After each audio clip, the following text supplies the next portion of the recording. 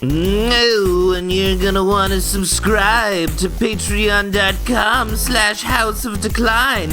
You'll get so many more comics, so many more podcasts, some behind-the-scenes pictures, even though I don't do that as much as I should.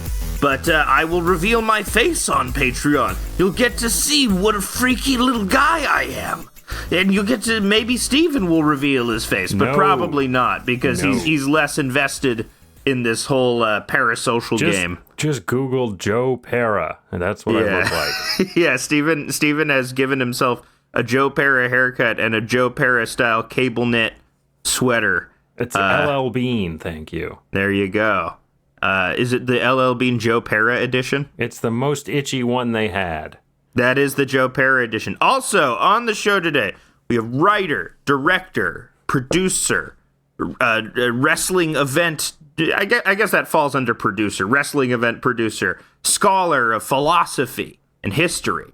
It's our own Lux, back again. What's up? It's me, saying hi to my friends. Hell yeah, we're always glad to have you on the show, because you're always out and about. You're always doing things and reporting on things. Isn't that right?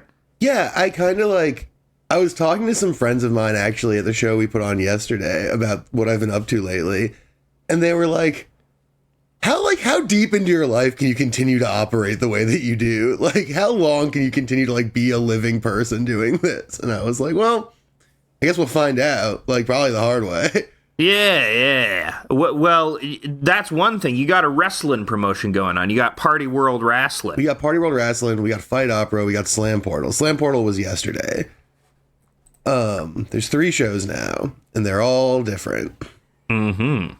But Slam Portal was yesterday. It was mostly good, except someone got hurt, and my film crew did not understand what I meant when I said was jumping up and down, putting up an X with my hands, which was to say, stop filming the injured man. This is exploitation, though. So they kept filming the injured man, and so there's a live stream that is still on Twitch where you can see a guy fall, severely hurt his leg, and then some really beautiful shots. Oh, so they thought you were holding up an X, and it was like, that means we're going into exploitation mode. Okay, zoom in on the fracture. We need to see the bone. We need to see the bone.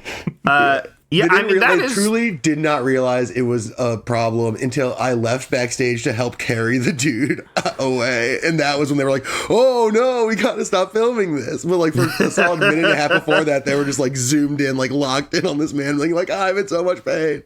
That's a very interesting part of wrestling too, is because even though Party World Wrestling, for those that don't know, describe what Party World Wrestling is. Yeah, and this description basically fits all 3 to varying degrees. It's sort of comedy theater sketch stuff, but with violence. It's like wrestling, but the wrestling is usually in the service of comedy for the most part, or at least is set up by comedy stuff. So it's all very silly, very character based, and very jokesly. For instance, we had a match yesterday that was an anti-weed Christian boy band versus a tag team called Viva La Rasta, who smoked several joints over the course of the match. So that's the sort of shit you can expect. There is more. So there is a sort of meta awareness or a self-awareness to it based on how consciously goofy it is. But I think it's interesting that even with this enhanced meta awareness, you're still fully in the kayfabe of wrestling, because you're still filming the guy getting injured, and you're so... Yeah, the kayfabe is so all-encompassing that you're forgetting, oh wait, this has just become real now. This has just become real again. Yeah. And I think that's crazy, very... because that's the weird position that I have, right? Because I direct the camera from backstage, so I see everything from multiple angles, and I'm cutting everything, and I have a note stock of what's going to happen in front of me. So I see it at its most stripped of artifice of everyone. But no one else sees it in that way, except for also shouts out stage manager Lesham, who has the same thing. But no one else sees it that way, and so to me it's very we're just moving parts around, putting on a show. But even the camera people and shit can get caught up in the magic because they don't have the note stock in front of them. They don't know that they don't know that this figure 4 ends with a power bomb that feeds into over the top spot into whatever.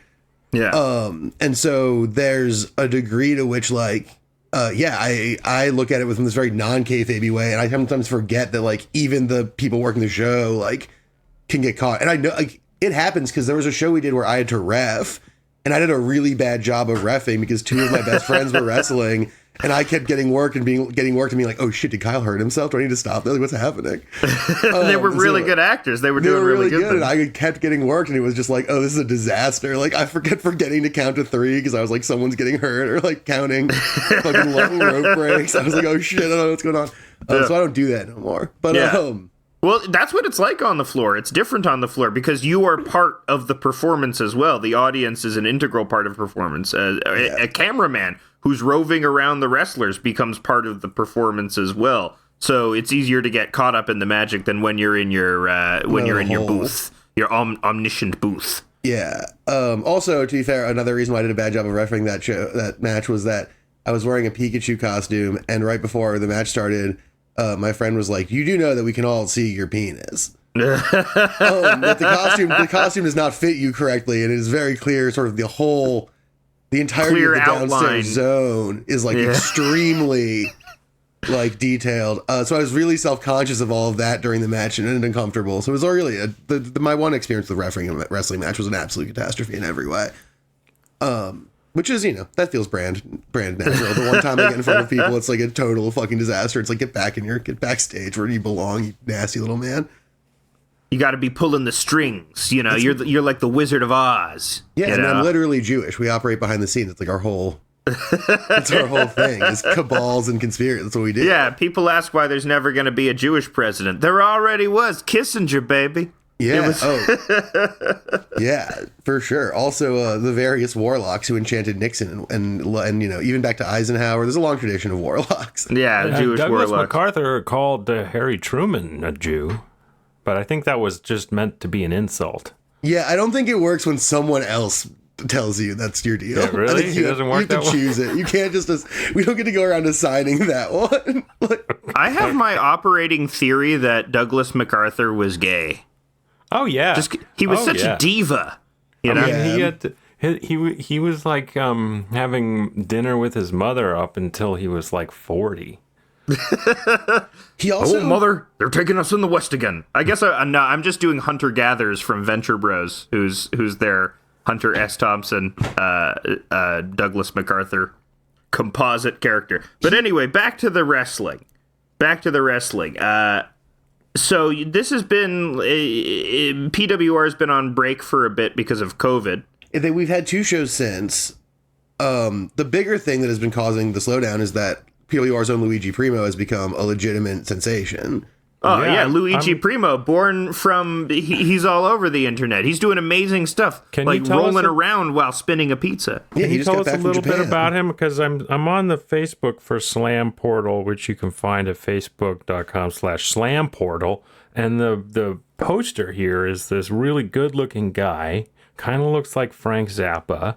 He's wearing what looks to be an apron, and it says Luigi Primo. Yeah. And I'm fascinated to know more about this character's storyline. So he was a pizza man / wrestler. In his initial instantiation, he was constantly accused of serving pizza with bolts and screws on it, which allegations he denied. But then through eldritch magic, he summoned a son named Pasta Man, who was a boy made out of spaghetti. And that helped him sort of become a better guy and stop putting nuts and screws on pizza. But that was legitimately 2014. So for the majority of the Primo run, he has been a guy whose whole thing is that he's the best wrestler and he makes the best pizza. And he's gotten increasingly good at tossing a pizza dough while wrestling, to the point where now he was recently flown out to Japan and he's allowed to sort of run the pizza man gimmick, even in like Japanese wrestling promotions, where he he'll toss the pizza, punch a guy, catch the pizza on its way down.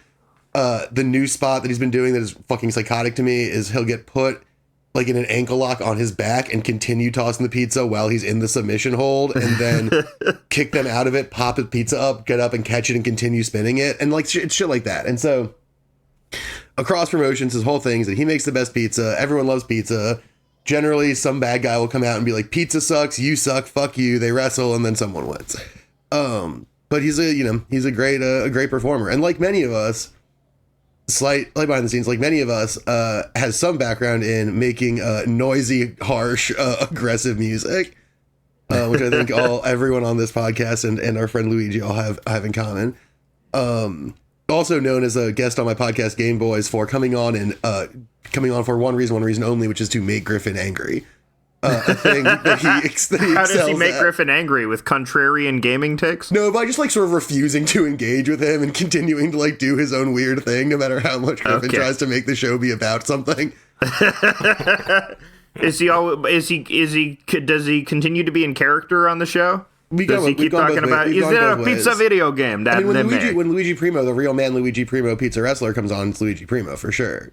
Of course. So that's what happens with that. Occasionally we'll also get a similar man named Chris on, but that's a different guy doing a different thing. Does he ever involve sauce in the matches? It has come up in, I think, a couple of hardcore matches he's done. Also, I think technically his finishing sequence involves kneading the dough, adding the sauce, topping the pizza, are like the three moves that I believe are a trapezius lock, a frog splash, and then a frog splash the topping. What is the sauce thing? I think the sauce thing's a leg drop. And then sometimes if it's a long match, then he cuts the pizza with a pizza cutter, which is just a cutter. And so, yeah, it's great. And he's been killing it. But the thing with that is that he is a majorly core part of Party World Wrestling in particular. And so because of that, and because Chris Monica is Luigi Primo's manager, and Chris Monica is also the general manager of Party World Wrestling, there hasn't been a Party World Wrestling show during his ascent to stardom, but hopefully there will be some soon. Because basically there were two that went really well, and then Primo went mega viral and has become like an absolute road dog. And then, from there, it's been a little bit trickier, but hopefully he and Chris will be back and we'll be able to put on a show hopefully in like May or June, which would be great. It's very interesting that performance art gets looked at as something that's, goofy or like only in the realms of snooty elite academia, but really wrestling is the most popular form of performance art. I know that sounds pretentious, but I don't really know another way to describe it. It's not really theater. It's kind of theater, but there's more to it than that. There's like a sort of like a physical or like another component to it that ascends it to the level of beyond theater and into the realm of what I would say similar to something like Chris Burden, like doing his danger pieces, or like Carolee Schneemann or someone like that. It's interesting, right? Because there's two things about it that I think distinguish from theater in really meaningful ways. One is obviously like the physicality thing. And like you're saying, that does put into like performance art space where like the body becomes like the canvas of the work and stuff, and the story is told just like purely physically. But the second part, I think you don't think about as much, is that like the crowd has a much bigger job in wrestling than in theater. Like you don't go to see like Harold Pinter's Betrayal and then like when the sad wife comes on, the whole crowd's like, yeah, fuck you, yeah, that would be cool. I think that would be awesome. Yo, oh my god, yeah. Like fucking Pinter, like that doesn't happen, right? Like, but the crowd does do that for wrestling, and that adds and creates the ambiance of the thing. Like a lot of great wrestling, like really great wrestling matches, you can basically know what's happening with your eyes closed because the audience is giving you the shape of the show and of the match just by their reactions and their cheers and their tones and stuff. What that kind of reminds me of theatrically is like Brechtian epic theater. Yeah, that's I think where the audience thing is a component. Yeah. Yeah, I was going to say Brecht is like the closest thing because, and to go back to the unfortunate injury at the Slam Portal show, like it's the creation of the show is happening live in this way that makes it very clear that it is being made and is happening. And the pieces are all there and mobile and engaged. So it's not like, it's like with Brecht, right? Where like, they make it look like a stage so that you consider the conditions of labor under which the play is produced. Yeah. It's the same thing with wrestling. And like you can lampshade that with kayfabe as much as you want, but at a certain point, like that is still the thing that's happening. Like everything is there.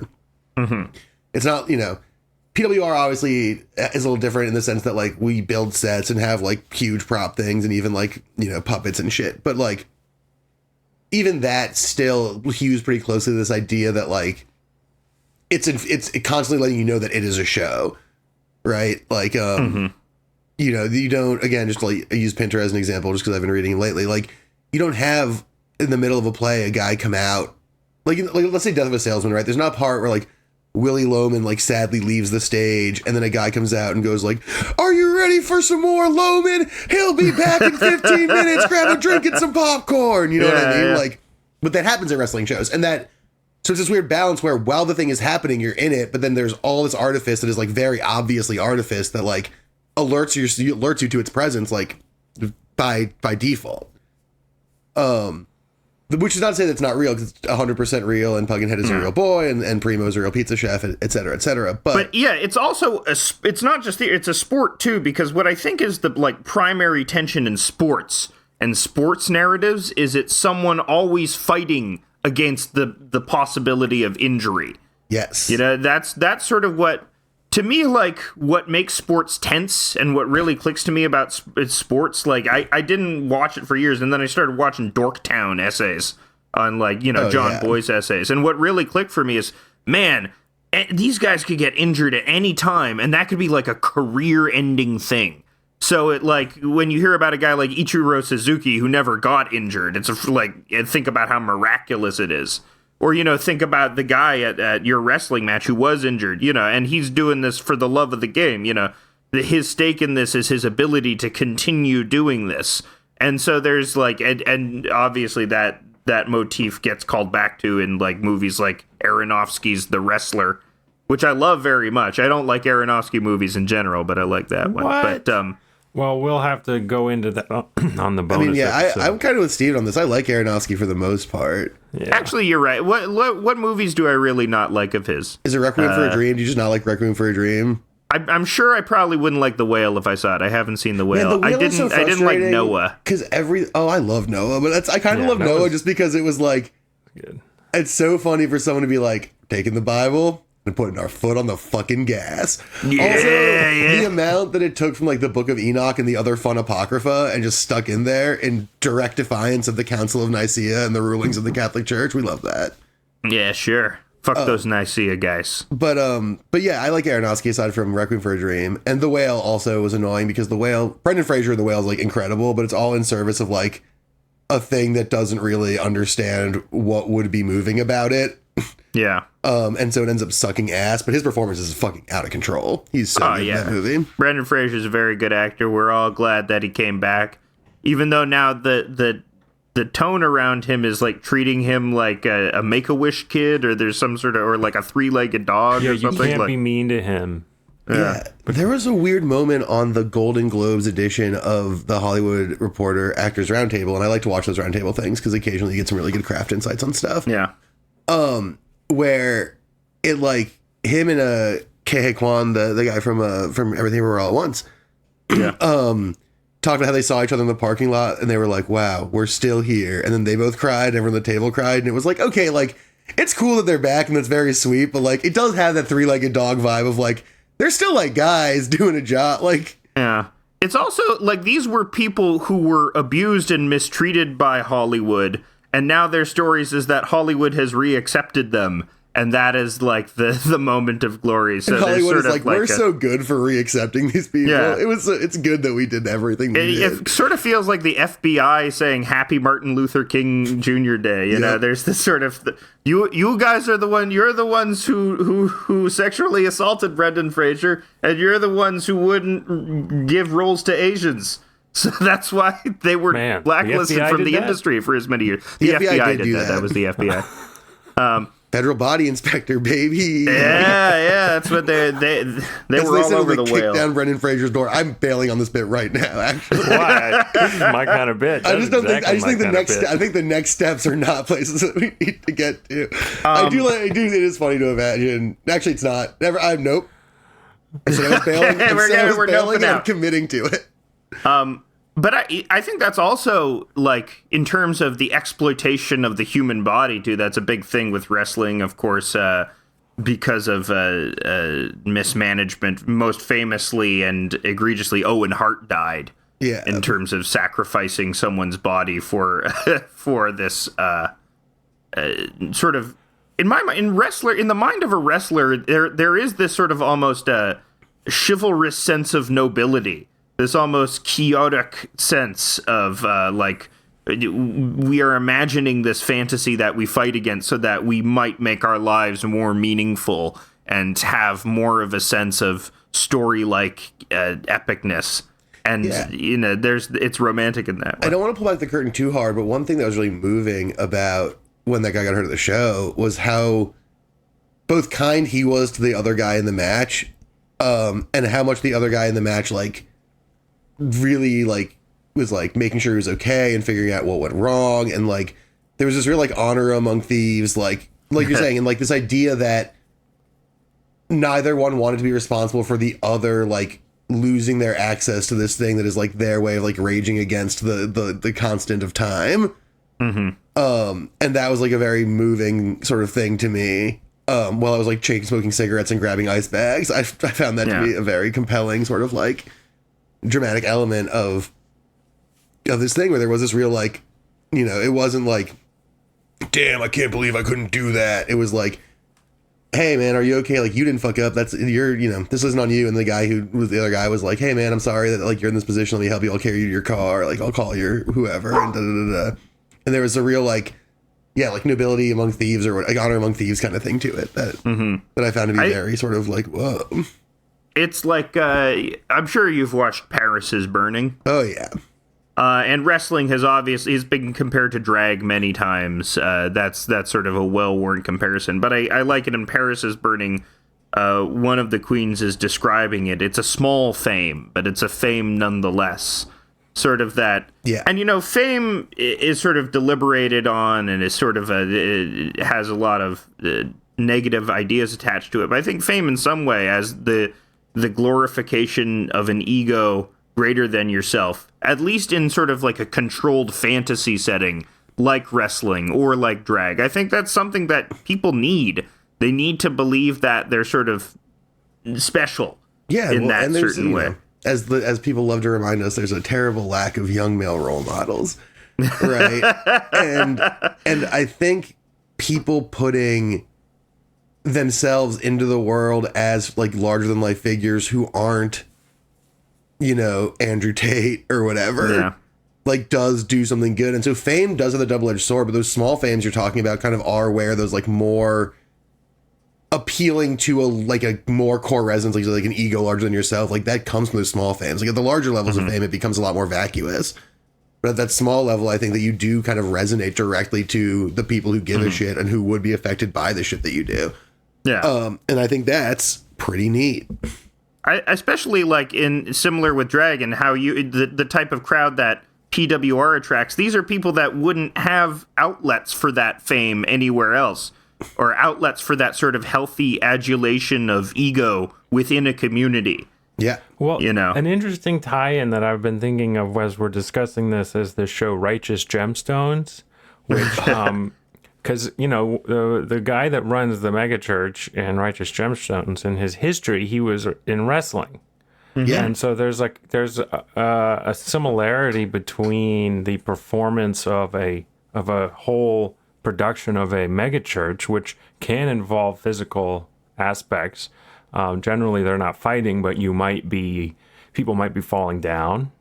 People might be shaking you're doing around. The Stations of the Cross. You're doing like violent shit. Right. You're doing false violence or something. The audience is very much a part of that whole production. So there's like a lot of similarities. And when you're talking about these, belief and your ego, I think that show has it doesn't like draw those comparisons out directly. It just hints at them because it's in his past. But as we're discussing this, it's making me think of like another sort of huge performance art that maybe even some fans of wrestling would go to as well. I don't know what makes up the wrestling demographic in general. I don't think ours necessarily, but the broader one for sure. Yeah, mega churches are a strange thing. They have some in my town, and they have like a lot of free resources that make it attractive for people with kids. And we're like, maybe we should go to the mega church. I did a video about this for work sometime kind of recently that like the mega churches have seen the deterioration of community space and been like, what if we make it so that every single community space brings people into our weird flock? Exactly. That's what they do. So they make like a little school. They make like a cafe. They have different activities. They have a space for parents to bring their kids and on a snowy day or something. And then when you're there, they try to get you. Some of the huge ones in Texas have like movie theaters and like sports complexes and like the whole like bowling alleys, like the whole fucking deal. And then they'll just sneak in and be like, hey, nice spare you picked up. You know who else has picked someone up? Many people have been picked up by the love of Jesus Christ. And then like that's how they get you. Like that's a very and it is very wrestling-y in the sense that like like the audience tricks themselves into believing the thing, right? Like you're, you know, whatever, like Joel Osteen or whatever is not like is not like a divine man in the way that the church sort of dictate carries him to be or whatever, or like positions him to be, and has like no particular insights. But the audience just like buys this shtick and tricks themselves into being like, this is a real guy who is what he's telling us he is. So we, you know, and then everything follows from there in much the same way that like, you know, Hulk Hogan coming out and being like, I'm an American hero, boys and girls, take your vitamins. And then people buy to that shtick. You know, they're not aware that he like fucks Bubba the Love Sponge's wife. Like that doesn't play into it or whatever. Cause they buy the character and the characters they follow. And the same with Joel Osteen, right? Like that's why Joel Osteen can have these huge controversies about like being a huge asshole and still run a mega church, because they don't care about Joel Osteen the guy. They care about Joel Osteen the character. Yeah. I think that's, I think what it comes down to, or what I think it is, or it all boils down to in my mind, if I can oversimplify this, is magic. Yeah. It's all about magic. And, you know, magic in the, like, Aleister Crowley sense of the word, where it's like, it's not so much like doing spells. Yeah. It's more of a language virus, essentially. Where you sort of repeat something until you have convinced yourself something that is impossible or can't be done actually is real. Yeah, I believe in the lexicon of Dungeons and Dragons 5th edition, this is known as thaumaturgy. Very nice thaumaturgy. Word. Very nice word. A word that is present in the works of Gene Wolfe, which we may discuss for 5 minutes. Or we'll postpone that adventure to a different time where I come on, because every time I try to come on, we think of 500 things to talk about. We'll find out. What we were originally going to have you on, besides this wrestling preamble, that I was glad to say, is you went to a very interesting festival recently in Texas. So I got to preface this with, there are many ways in which this is going to be a letdown. And however much you're let down by this, it's way less than I was let down by it. But I'll walk you through what happened. So two of my very good close friends had birthdays in December during the COVID holiday peak. And we couldn't really do what we wanted to do for their birthdays. And so we decided to get a cabin and just like go out and do boys weekend at the cabin or whatever. Yeah, sure. Boys club. And we discovered that the Texas Testicle Festival was happening just outside of Fredericksburg, Texas. And so we decided to get a cabin about 20 minutes out so that we could go to the Texas Testicle Festival. And when we got there, we noticed two things immediately. One, an incredible sign that said Saturday, testicles, Sunday, grape stomp. Which like, that is a very good look. Yeah, I got it. No, it is my phone background now. Grape stomp. It's what you do after the testicle. Because it sounds like they're stomping on the testicles to produce the testicle wine. Yeah. Yeah, exactly. And that it was like, we were driving up there, and my friend Zeke was like, this is going to go one of two ways. Either it's going to be like a nasty, like weird, dirty redneck cowboy thing where everyone's like, you got to try the damn balls. Yeah, which is what I tried the balls yet? Oh, you're a little bitch if you don't try the balls. Yeah, that was the vibe I was hoping for. Yeah. The alternative was that it would be sort of like a weird hobbyist thing where you get a lot of like foodie weirdos. yeah. A lot of Michael Pollan types. It ended up being at a bar next to the only Starbucks in like weird hill country Texas. An immediate warning that maybe this wouldn't be as cool as we'd hoped. Oh no. And we got there, and there were a lot of goats, and we were like, "Are these the goats whose testicle? Why are these goats?" You get to meet the goats whose testicles you're eating? Unfortunately, when I asked, it turned out no. They just also had some goats there. They were like, okay. This is for the kids who come to the Testicle Festival to do something while their parents eat calf fries." So we went to the bar. We ordered calf fries. But the problem was that, and we can get into this later, a part of the trip that we wanted to do was try mescaline. And we wanted to make sure we had a sufficient amount of daylight for that. So we had a hard out from the Testicle Festival at 2:30. So we put in our order and we sat down, and then they just never gave us the testicles. We sat there for an hour and a half, watched many weird old people talk very loudly on their phones, and then just never received our testicles. I watched old people eat testicles, and that was rough. That was pretty, like, was it like a Denethor situation where they, like, massaging them in their mouths like a cherry tomato? Yeah, kind of. It seemed like they required jaw strength that these people had lost in, like, around 9/11. Okay, Lux, this seems to me like a story where you're letting the truth get in the way.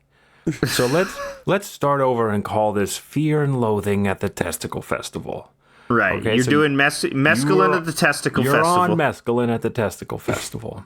We get there, and the two things about mescaline are it makes light really bright and comforting, and the vibes are good, baby. Real euphoria type stuff. I learned that it has a lot of shared traits with MDMA and has like similar chemical makeup, which makes sense to me in retrospect. That's funny. So Aldous Huxley would have been very into drum and bass, is what you're saying. I mean, I think we already kind of knew that, but this just confirms. And so, yeah, we get there and we're all like grooving and we pet these nice goats. We get in line and we get the calf fries, $22 for the testicle special with calf fries. And they're like very salted and very chewy and require like really biting in. And obviously, if you're doing like hallucinogens, like the textural element of a food is like the forefront thing. Like flavors get like, at least for me, if I'm tripping and I eat something with flavor, I get confused. Like regardless of how good the flavor is, my first emotional reaction is confusion because I just like don't know where to put the feeling of like Old Bay seasoning. And so I fucking got your Old Bay hun on those testicles. Yeah, I'm imagining the Baltimore Testicle Festival. I should have brought Old Bay. I honestly, so I did bring my Old Bay with me, which I added because you are from the Maryland area. I'm from DC, the district of. Shouts out to high school on Davenport Street and growing up on New Hampshire Ave, but and my parents live in near DC now. So we added the Old Bay, loved it. We love Old Bay. But yeah, the biggest thing with the testicles is that their main trait was the textural chewiness. And I think that's true even beyond me being on drugs at Fear and Loathing at the Testicle Festival. And it was just like chewing it. And then the hard part was swallowing it.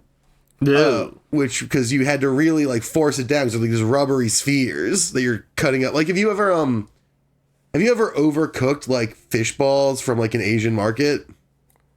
I've overcooked shrimp. It's the same kind of thing, I think. I think that's probably close. Yeah. So where it gets like really like dense. Yeah. And so it was like that. And so, then we just had to get 55 Lone Stars to try to swallow these things. And it was a real struggle to sort of drown them down, to lubricate the passage of the testicle. But once it was done, it was completed. And then we had to go back to the cabin where Zeke threw up and met a cat. And that's true. Did you see the testicle eating competition? So there was one, and we did see them go, and it was bad to watch because the hot dog or even like an oyster. So eating competitions I've seen like hot dog, oyster, chicken wing. There's like technique and speed things that you can do to sort of do it. And there's a degree to which there's a craft there. With testicles, it's just sort of like who can masticate fast enough to make them swallowable. And that's rough visually. You don't like the sound of chewing testicles all in unison? Yeah. Were they blasting country music? Were they blasting Jason Aldean? They were blasting like the testicles? weird, soft, modern country music. Oh no! Like I'm going to the beach and my girl in the.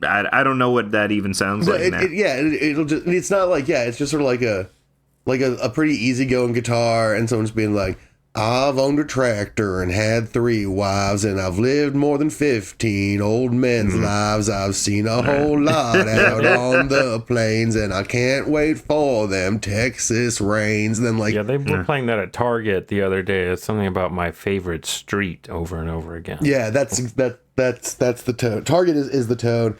Also, oh my God, one of the funniest things with the Testicle Festival, both Fear and Loathing and The Real Thing That Happened edition, is that there was a woman trying to get people to sign up for windows from a company called Renewal by Anderson. And it's Hill Country, Texas. So everyone who was there either like is the kind of person who builds their own shit, or is like someone who comes there like on the weekends only and is like a rich, crazy person. And so this person was having no luck, and she was just like trying everything in her bag to get anyone to look away from their testicles and at her little stand. And it was brutal to just watch like this person trying so hard to make one sale at like the least sale friendly possible situation. Do you want your windows renewed? Does this have anything to do with testicles, ma'am? No. Okay, I'm not interested. I can't countenance like that. A bunch of Hank Hills being like, I make my own damn windows. Yeah. We also, after the Testicle Festival... I'll sell testicles and testicle accessories. So the most striking thing with the Testicle Festival, beyond the actual testicles, was seeing like a bunch of large old Texan people wearing shirts that said everything's bigger in Texas, Testicle Festival 2022. Like people who had come back who like return people who like were almost universally like, now obviously I could take them in a fight because they're like old and weak, but who like definitely in their prime could have absolutely shithoused me and all my friends, no doubt. Just like being like Testicle Festival fans and just like having a nice time. And those guys were fascinating. Did they just like the taste and texture of testicles? They're literal testicle fans, or do you think they're attracted to the weirdness and specificity of the festival? I feel like their vibe was testicle fans. So they're legitimate testicle fans. They weren't irony testicle fans. Yeah. Like you coming over there. like us. So my friend Dizzy, and this is her story to tell really, but y'all don't know Dizzy, so sorry, dude. When she was 8, I believe, she had some family that's like Texas rancher people, and they were like, well, you're old enough now. You gotta eat a bull testicle. Eat a ball. You gotta do it. And she was like, I don't understand why I have to do this. And they were like, it's just the thing you gotta do. It's what you have to do. It's like communion. You know, you gotta take your first communion. Gotta eat your first ball. And she did it. And I feel like that's like that thing of like, you gotta eat a ball at least once in your life is like a thing that is just like part of the world in parts of Texas that I don't frequent. Sorry, my dog's howling at a local fire truck. Is there also a train? Yeah, Diego's really sounding like... Nice. I thought that was like an airplane crash. Yeah, no, he's going crazy. I was going to say, yeah, it's your testicle right. It's your ball mitzvah. Yeah. It's your debutante ball. Are you sure he's not just howling because you said testicle so many times he realized he doesn't have any anymore? He's sad that I castrated him. Yeah, that's why. Call me Fidel Castrate. Did you eat them? I did not eat my dog's balls. No. I asked Cass if we could eat noodles with balls, and she said no. Did they make the balls into noodles? Did they make noodle balls? We could have, maybe. Especially his. It's his damn name. It would have been so easy. I feel like the nominative determinism would have made the process easier. Yeah, you just put it into a meat grinder and they come out all spaghetti-like. Put them into a meat grinder and then you just run them through your pasta maker with eggs and flour. Mm. And then you got a little ravioli base. Yeah, you have a KitchenAid mixer. You can do all of these things with all the different attachments. They're really great. Go to Target.com and get a KitchenAid mixer. There's been one. Okay, so this is a total tangent, but Cass and I have been watching Hell's Kitchen before bed because I love Both of us really love this aspect of it where like the people on the show are wildly delusional, both about their own ability and the things that literally happened on camera. Like there'll be an episode where we'll watch someone fuck up like 8 times, then afterwards they'll be like, well, I shouldn't be eliminated, I only made one mistake. And it's like, there's a video of you fucking up 8 times, and you're like, they're not hidden cameras, like, this is being recorded. But that is not the point. The point is that every season there is one challenge they win where the prize is a bunch of Vitamixes, and they go fucking bananas. There are other challenges where it's like you're getting flown to a private spa in Palm Springs and going to the best restaurant on earth, and they're like, woo. And then there's one where like, and this time you get a Vitamix. They're like, fucking yes, like pulling their. You know what these blenders are? These are the blenders. These are the best blenders. Yeah, and it's so. I look forward to that episode every season because there's something really dissonant to me about how good all the other prizes. I mean, if you're someone who cooks all the time, I'm sure the Vitamix makes a big difference in your life. But as someone who like, I cook regularly, but I'm not like a guy who cooks like highfalutin. I'm no Steven. Oh yeah, well, I don't use a blender very often. I mean, I don't cook everything. There's a lot of things. I'm not a well-rounded chef, so I never need a blender. Yeah, but you cook some real stuff. I've seen the posts and discussed them with you. Whereas, like for breakfast today, I made tamago gohan, which is hot rice and 1 egg. Well, last night I've been telling everyone I invented a new dish where I fried an egg and then I put some hot sauce on there. And I don't think anyone's ever done that before. No one's made a hot egg before. Yeah, no, you're an innovator, man. Yeah, do you want some? Hey, do you want your hot eggs? Is what you say to people. People come by your house and go, "Hey, we're having hot eggs." Yeah. And then people turn around and walk right back out the door and say, "I hate that. That's a terrible way to describe food." But yeah, so to me, like the Vitamix seems like so trivial as like a prize, but to these people, it's like so incredible, and like it rules. It's very funny and B interesting to like sort of engage the idea of like perspective is that different. That like it is a $600 blender, so yeah, I'm sure it's great for being a blender. Think of the smoothies. Like I drink this powder now, this protein powder, so I get enough protein and not too much fat on my diet. And I'm stirring it up with a spoon like an idiot, and it's always like I'm drinking like chunky powdery water. If I had one of these $600 blenders, I bet it would be like smooth and delicious. Perfectly blended. Do you think the producers gas them up about the Vitamix? Because I bet Vitamix is a big sponsor for Hell's Kitchen, so they're like, yeah, we don't care about the other ones, but you're gonna have to go fucking ape shit over these goddamn blenders, okay? So we're not paying you for the season unless you go absolutely fucking just balls to the wall, blend of fucking nuts. They get them all drunk before the Vitamix episode. Yeah, they give them all blow, yeah. At first I thought that was the case, like I truly did. I don't anymore because the Vitamix clip is about 90 seconds per season. And so it just really seems like every single one of them is sincerely like turnt as fuck about having a Vitamix. Yeah. It's like the Nintendo 64 video. Yeah, exactly. Yeah, it's just one of those, like, it's like if I were on a reality show and like someone gave me like a big sword, is like how they react to the Vitamix. Like, this is the coolest thing I could possibly own. If someone gave me a functional version of the gut sword that I couldn't even lift, I would be pretty happy. Yeah, or if they gave me an astrophotography telescope, but that's work that costs more. Oh yeah, I would immediately go to a major city and try to find people naked. What? That's the best use of an astrophotography telescope. Yeah, if I get a really powerful telescope, I'm going to try to find people undressing in their apartment buildings. You're just going to get rear windowed. Yeah, that's true. If you did it that way, you would for sure see a murder and get caught up in a thing that you would have a hard time getting out of. Oh no, Jimmy Stewart, I was looking through my window and I saw a guy sucking another guy's dick. Oh no, this is terrible. That's what Rear Window is about. He just keeps seeing gay sex out of his window. Yeah. Oh, that's like, oh fuck, that's pretty good. I'm trying to rededicate to shooting more shorts this year. That's a pretty good, I might steal that idea because doing a Rear Window. Oh no, he's going inside his rear window again. Oh gee, he's opening the rim of his asshole like Oatsy. Oh no, I better vote for the Republican Party again. I was looking at him. Jimmy Stewart was like a hardcore Republican. I didn't know that about him until he loved war. Didn't he also help directly with the attempt to steal an alleged Yeti's paw from from Tibet. I think it was him. There was this guy. We're stealing a goddamn Yeti's paw. There's too much gay sex going on, and we need the magic of the Yeti to stop the gays. I should double check this. There's a Colin Dickey book that explains this better. I'm going to assume that I'm right, and if I'm wrong, like someone can email me about it, but I think it's Jimmy Stewart. There was this guy who got hired by a rich dude to get this alleged Yeti's hand that was at a temple in Nepal.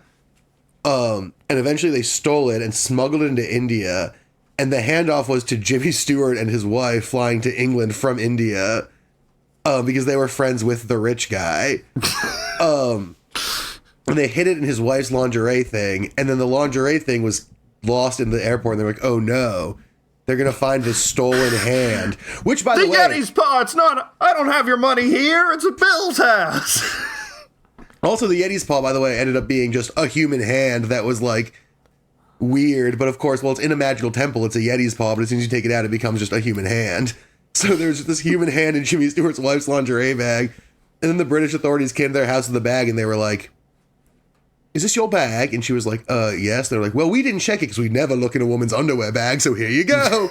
And they just gave it to her, and so nothing went wrong. There you go. That's how you should smuggle. Lux, I got some more questions about your mescaline and Fredericksburg. Did you go anywhere else after the Testicle Festival? Maybe the National Museum of the Pacific War or anything else in Fredericksburg? Didn't go there. We did go to a small...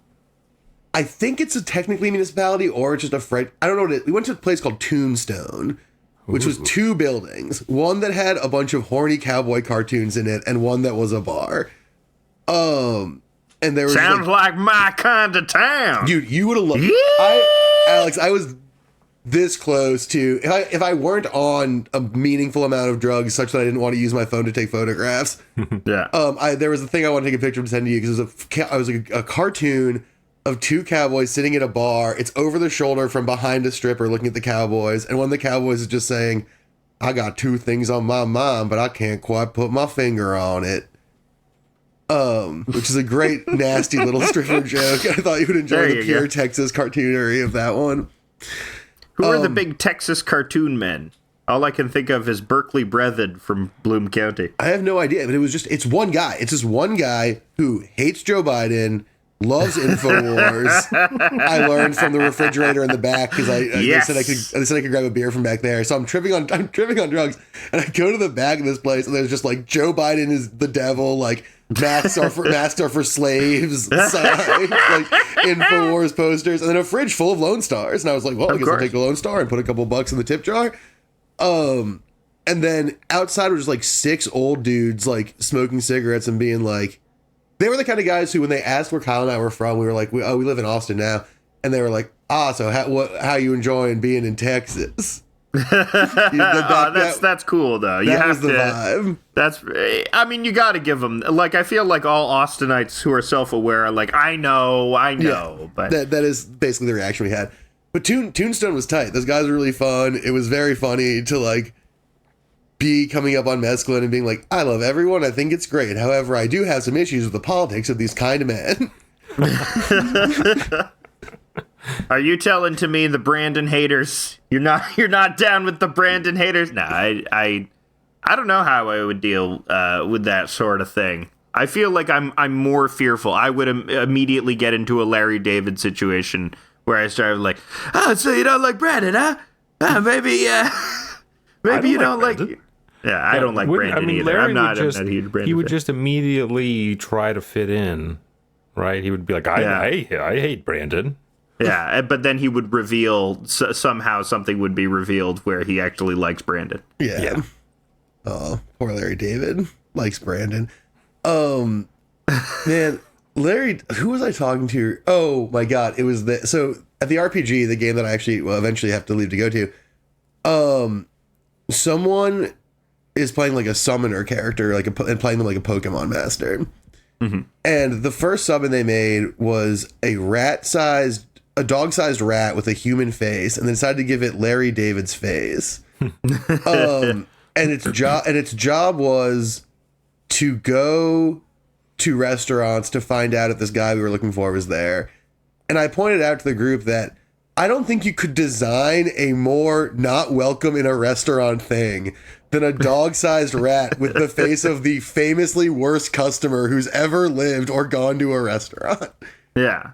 It's like hard to imagine. Because imagine you're running a restaurant, a dog-sized rat with Larry David's face comes up and is like, hey, have you seen this guy? I'm just asking a couple questions. I'm not going to eat anything or tip, but I do want to know if you saw this guy. I don't know. In the fantasy universe you've created, are dog rats, are giant dog rats popular? We hadn't established that as a norm. Devin just Okay. sort of came in swinging with that one. Maybe he's a trendsetter then. Maybe everyone in this fantasy world are going to have their dog rats We'll eventually. find out in today's episode of Invisible Sun, which is such a complicated game. It's so exhausting. Invisible.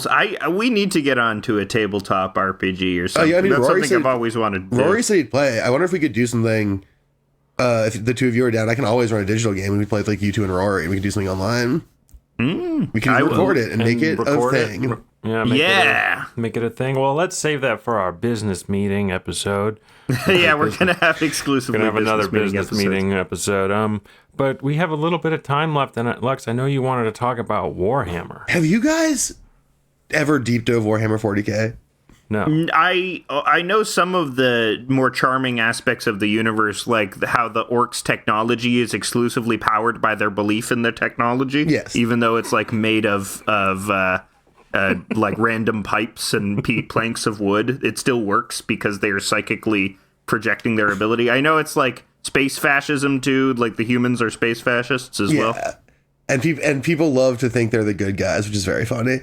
Yeah. The orcs thing is great because it goes even beyond the technology to like the rules of the game are such that if an orc vehicle is painted red, it moves one square further than if it is not painted red because red is the fastest color. Stealth orcs must be purple because no one's ever seen a purple orc. Things like that are built into the whole shit, which I love. But the thing that I've really latched onto, personally, is that it is just such a they like can't help themselves but make everything the most brutal and Catholic thing possible. They have their own. I mentioned the Council of Nicaea earlier. In Warhammer 40K, in the lore, they have a Council of Nicaea where they all get together and decide if psychics are allowed. That's funny. They straight up pulled it from there. Obviously, it's sweet that all of the like Space Marine bases are giant space churches, and that that many of their mechs are churches with giant robot legs and cannons on top. Now I'm picturing two Brooklyn e-girls converting to space fascism and be like, it's actually really cool. I'm really getting in touch with my inner soul. That is like, there's a whole faction that's basically that. There's the Sisters of Battle. The Red Scare. The Sisters of Battle are basically like the Red Scare ladies. That's the faction that if I were to play, I would play as. They like. Yeah. There's a character, and this is why this game is so good, is that there's a character, like a named character named Sister Celestine, whose thing is that her faith in the Emperor is so great. I mean, well, for the important thing about the sisters that's really good is they think that magic is evil, but they do magic all the time, but their magic isn't magic, it's miracles. So, like, it's different. Right, it's different. It's materially and functionally identical. When they do it, it's miracles. And when you do it, it's heresy and you must be killed. But there's this one Sister Celestine who dies all the time. And every time she dies, her soul goes into what's called the warp, which is basically hell. And she has to climb a mountain of bones of everyone she's ever killed. And at the top is her own skeleton who she has to avoid. And if she can climb past her own skeleton on the mountain of bones, she just comes back to life. And that's just the way it goes, baby. The Mountain of Bones, of course. You have to climb the Mountain of Bones. It's so sick. And like they've started to understand how to play with how stupid and weird the world is in good ways. Like they had a character die and be dead for 10,000 years and then come back to life and be like, I'm here to take up the Emperor's goals of the Imperium and changing the galaxy to form it to the humans' greatest aspirations, and looks around at everything and he's like, oh, you've really fucked this up in the past 10,000 years, haven't things have gotten really bad. And now he's like, is a demigod with space depression, like in the lore. And like, that's tight. What I find, is there a primary writer of the Warhammer lore? There's Dan Abnett is a really big one. Adrian Tchaikovsky is a big one, which is very funny because he's won like a lot of major awards for other sci-fi stuff. So the fact that he keeps showing up and being like, yeah, I just put out Children of Ruin and people love that book and I got like an Eisner nomination for it. Now I'm gonna like shit out a novel about like Dark Eldar like raping and pillaging their way across the galaxy for Warhammer 40K's Black Library. Which is a very weird thing because he definitely could just like not do that if he wanted. So it's those two. There's like a third guy who has a bunch of hyphens, and then there's also the guy who developed Arcane and like writes all the League of Legends lore is also a big Warhammer lore man. That's got to be such a funny job, especially for something like League of Legends, where I'm sure half of it is like previs. Here's a weird guy. He come up with a story for him. Okay. Oh yeah. With Warhammer, it's just like, it truly just feels like they're like, anything goes as long as it sucks. Like, as long as the story you're telling is about a situation that sucks, you're good, baby.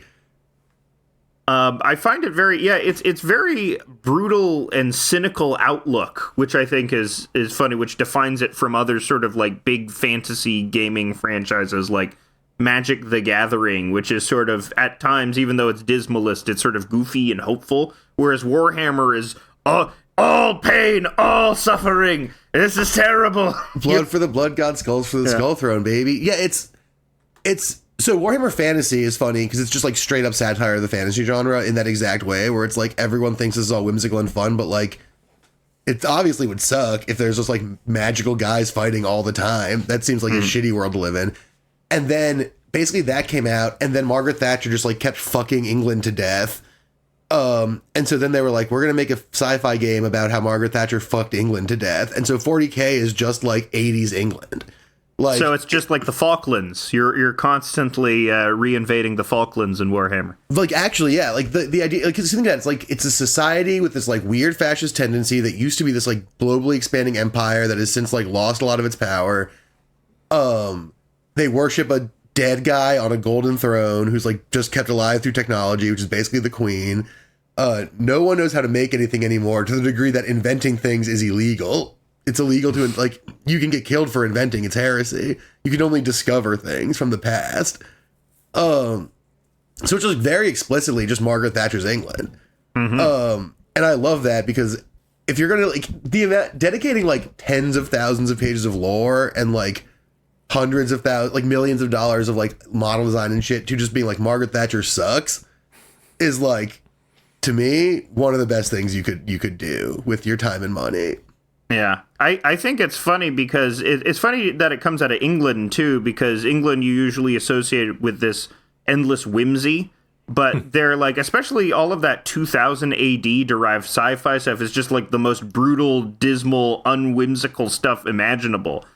And I think it's funny that the English go in these two extremes. They're either, Paul McCartney or Garth Ennis or someone like that. Well, it's like Northern England's all like coal mines and rain, and Southern England's all like pastures and meadows and shit. And so like Games Workshop is like, I think, a Manchester-based company, or at least like that's where the people who started it came from. And so like they're all from the like part of England where everything sucks all the time. And it's party time. Get your drugs out. Who wants to make love to a sad old man? Yeah. Yeah, exactly. And, and in Warhammer, the answer is everyone. A 10,000-year-old corpse god. And like, yeah, it is very much like drawing on all of that.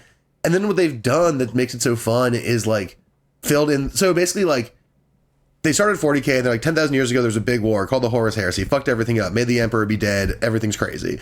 The Emperor is a corpse now. He does magic, and we have to sacrifice 1,000 psychics a day to keep him like fueling all of our magic engines.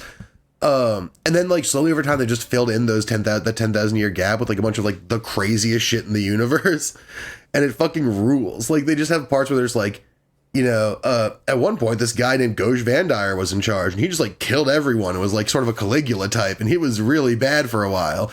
But then he got murdered by those weird Sisters of Battle ladies who he had tricked into being in his control. But then the Emperor psychically told them that he sucks, so they murdered him. And over the course of this time, 30 trillion people died because it's the whole fucking 30 trillion people. Because that's the thing is like the galactic scale of it is so funny where they're just like, there are like all these stories that are like, we've detected the presence of chaos on this planet. What should we do? Well, the only way to dislodge chaos is an exterminatus. And they're like, well, there's 30 billion people on that planet. We can't exterminatus 30 billion people. And then someone's like, yeah, we can. Like, bang. And that's how 30 billion people died one afternoon. Like, it's so extreme. It's funny that this thing, which is seems almost explicitly to be satire in like a lot of ways, is unironically adopted by fans of fascism, because like you will see like the same accounts that post Roman sculptures. You know, they're all really into Warhammer for the wrong reasons.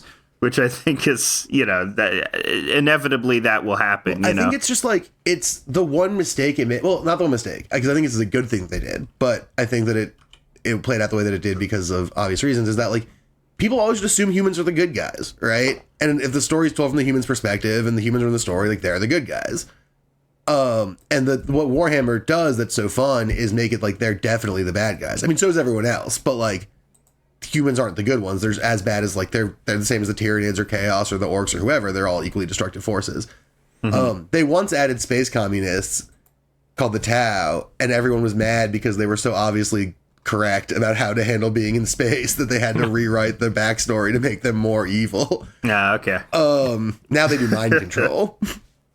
Classic communist stuff. Yeah, you know, George Orwell.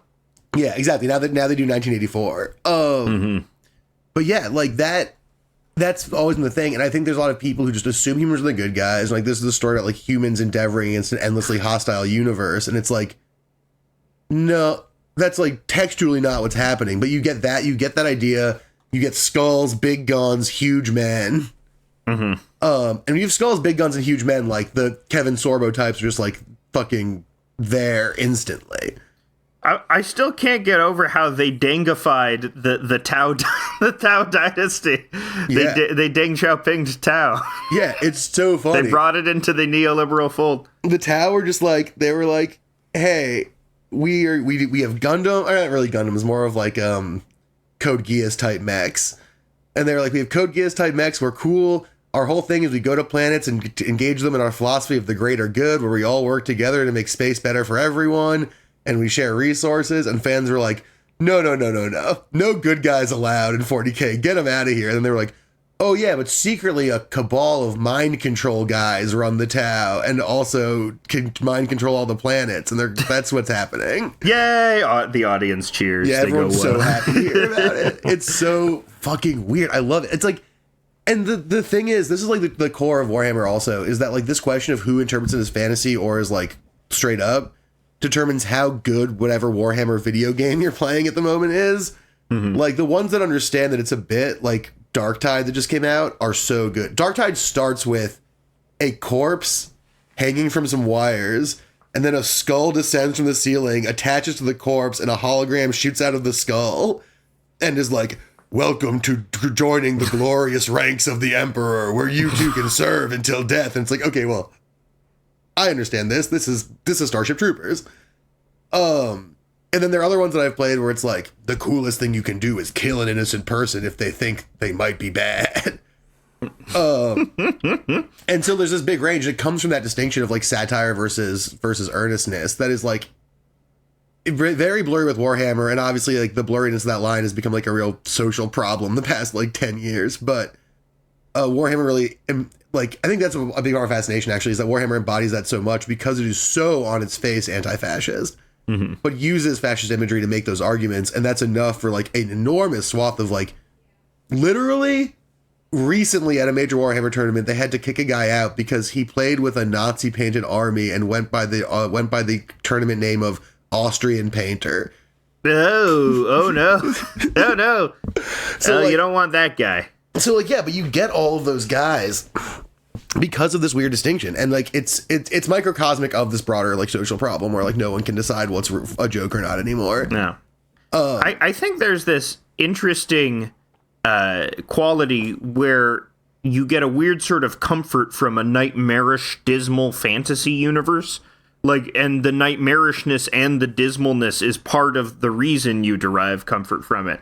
And I would find this feeling alien, except for the fact that I picked up Elden Ring like last month again, and now I've beaten the game 3 times, and I find myself yearning to go back to the lands between, like how people would describe yearning to go back to Pandora after seeing the first Avatar movie, you know. But why would I want to be in the lands between? You know, why would it's a terrible place? I wouldn't make it there. You know who has an answer to this question?